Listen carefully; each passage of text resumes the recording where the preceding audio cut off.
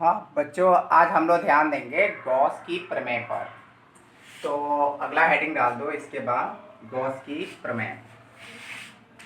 और गॉस की प्रमेय स्टार्ट करने के लिए पहले इसमें क्या किया गया है, एक कोई एरिया माना गया है। ये कोई सरफेस है, कैसी भी किसी भी डायग्राम का हो सकता है।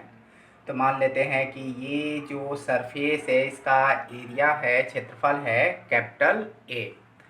अब इसे स्टार्ट करने के लिए पहले कुछ लैंग्वेज हम लोग लिख लेंगे। तो पहले काम करो, कुछ इसमें लैंग्वेज बढ़ाना है। इसमें तो लैंग्वेज नहीं लिखा हुआ है, लेकिन लैंग्वेज अगर तुम लोग ने ये क्वेश्चन नोट कर लिया होगा तो लैंग्वेज सबसे नीचे लिख लोगे। जैसे ये है कि इसे स्टार्ट करने के लिए कुछ ना कुछ लैंग्वेज की आवश्यकता पड़ती है। देखो लैंग्वेज कहाँ से बनता है, इस डायग्राम से ही बनता है। ये अगर डायग्राम याद है तो आसानी से हम लोग लैंग्वेज बना सकते हैं। तो एक काम करो, थोड़ा सा लैंग्वेज लिख लो। लिखना, माना एक बिंदु आवेश प्लस क्यू, जो तुम्हें ये दिखाई दे रहा है प्लस क्यू, एक बंद पृष्ठ ए के अंदर बिंदु ओ पर स्थित है। प्लस क्यू है, इस एरिया के अंदर प्लस क्यू जो है स्थित है। इस पर हम लोग ध्यान कर देंगे। प्लस क्यू माइनस क्यू कुछ भी हो सकता है। तो फिलहाल में हम लोग मान लेते हैं जो चार्ज हमें दिखाई दे रहा है वो है क्या, प्लस क्यू आवेश है। प्लस क्यू आवेश एक बंद पृष्ठ ए के अंदर स्थित है, बिंदु ओ पर स्थित है। माना कि इस पृष्ठ पर एक बिंदु P के चारों ओर एक अत्यंत सूक्ष्म अवयव dA है। तो इसके पृष्ठ पर ये जो अवयव है ये है dA। ये जो dA क्षेत्रफल लिया गया है, इसका तो टोटल एरिया है कितना, कैपिटल है, लेकिन इसमें स्मॉल हम लोग एरिया माने हुए हैं dA। तो स्मॉल क्षेत्रफल है इसका dA। माना OP, O से लेकर P तक का डिस्टेंस स्मॉल r है। माना OP इक्वल टू r। क्षेत्रफल अवयव dA को पृष्ठ पर अभिलंबवत खींचे गए वेक्टर dA से निरूपित किया गया है। तो ये जो एरिया है इसके लंबवत, यानी पृष्ठ के लंबवत कोई dA हम लोग का एरिया है, कोई सरफेस होगा तो उसके लंबवत हम लोग कोई भी वेक्टर मान सकते हैं। तो यहाँ पर मान लेते हैं कि इस पृष्ठ के लंबवत dA वेक्टर है जो क्षेत्रफल की दिशा को बता रहा है। जैसे सपोज डेट ये हम लोग का कोई सरफेस है, तो इसमें जो एरिया वेक्टर होगा वो इस तल के लंबवत होगा। सेम इस प्रकार से जैसे ये बोर्ड है, कोई क्षेत्रफल है, तो इसका एरिया वेक्टर का इलेक्ट्रिक लाइन से ऐसे जा रहा है तो एरिया वेक्टर सामने की ओर हो जाएगा। तो इसमें आगे की ओर, माना बिंदु O पर स्थित प्लस क्यू के कारण बिंदु P पर एक इलेक्ट्रिक फील्ड है। प्लस क्यू चार्ज के कारण बिंदु P पर जो इलेक्ट्रिक फील्ड है वो बाहर की ओर निरूपित कर रहा है E वेक्टर। तो ये हम लोग क्षेत्रफल मान लेंगे, E वेक्टर हो जाएगा। तो E वेक्टर क्षेत्रफल जो कि बाहर की ओर स्थित है। प्लस क्यू बिंदु P पर विद्युत क्षेत्र E वेक्टर है जो OP के अनुदेश क्षेत्रफल अवयव dA से गुजरने वाला बाहर की ओर दिष्ट है।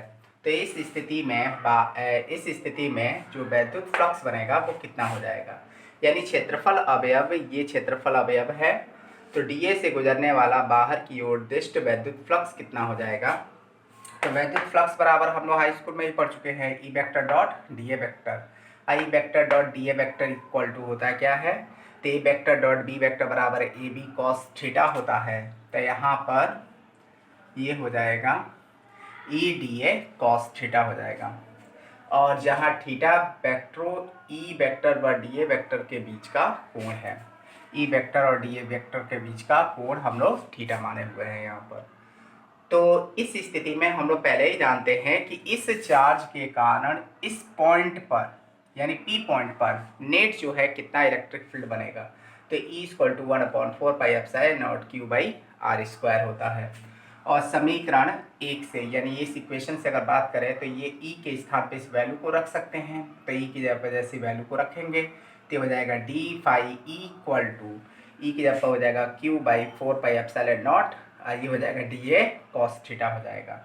लेकिन हम लोग जानते हैं कि डी ओमेगा, जो घनकोण से हम लोग पढ़ चुके हैं पीछे वाले हेडिंग से, तो D omega equal to D A cos theta by r² हो जाता है।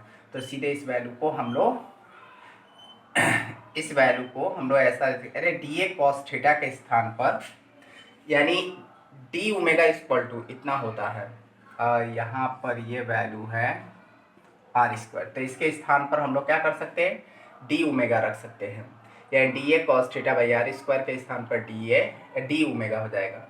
तो हम लोग बात कर रहे हैं, ये तो एक छोटे से लघु भाग के लिए हम लोगों ने बात किया है। छोटा सा जो लघु भाग है उसका जो फ्लक्स होगा वो हो जाएगा कितना, क्यू एप्सिलॉन नॉट आई हो जाएगा डी ओमेगा। लेकिन मुझे इस पूरे सरफेस का क्या चाहिए, वैद्युत फ्लक्स चाहिए, जिसमें एक चार्ज नहीं अनगिनत चार्जेस है।